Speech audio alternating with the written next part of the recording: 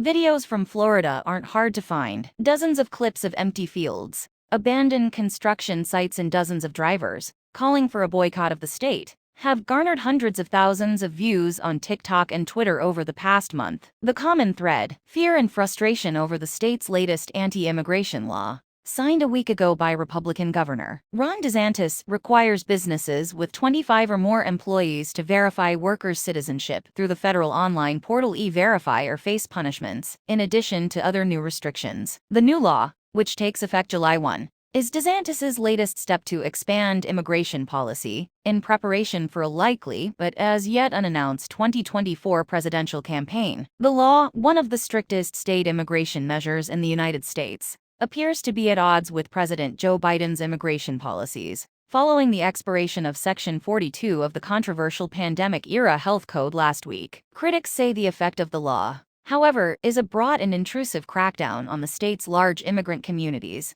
that face the new rules. About 800,000 undocumented immigrants live in Florida, and many work at businesses affected by SB 1718. Many of them are also members of blended families, where a son or daughter may be a U.S. citizen, for example, even though their parents are not. The bill's impact extends beyond workplaces to healthcare and highways. Even family members could be targeted by law enforcement under a new provision that punishes anyone who knowingly and intentionally drives across state lines into Florida. The law also requires Florida hospitals accepting Medicaid to collect the immigration status of patients and calculate and report to the state the cost of healthcare for undocumented people. It no longer allows illegals to use driver's licenses issued by other states and prohibits them from issuing state IDs. Together, the regulations could deal a devastating blow to Florida businesses that rely on immigrant labor, because it could force workers and their families to flee Florida. Samuel Vilches, Santiago, Florida state director of the American Business Immigration Coalition, told Vox. The law caused panic across Florida even before DeSantis signed it. In South Florida,